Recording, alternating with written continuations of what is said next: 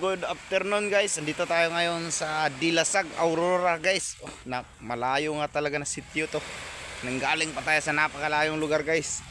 Iba-iba yung pinanggalingan namin. May yung ibang tropa galing sa Nueva Vizcaya.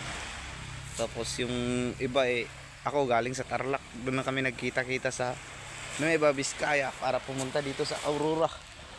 Dala-dala ko pa rin yung medium heavy setup ko guys. Weight and bait, bait and weight pala. Tapos gamit ko na rod Daiwa na medium heavy. Tapos Shimano na pang heavy or medium heavy. Okay na rin kasi 5,000 yung sukat ito i-reel.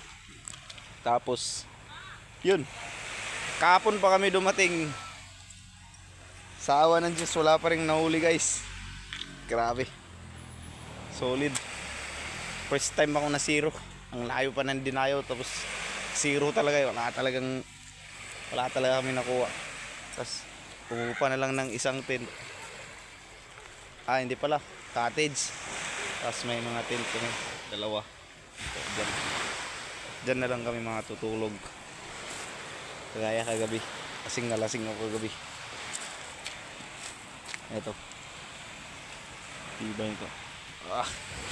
Mamaya sabi zero na naman, dalawang araw zero, walang huli, kaya bili na lang sa palengke. Ganyan talaga ang angler guys, minsan wala talaga, kaya dapat tanggapin natin.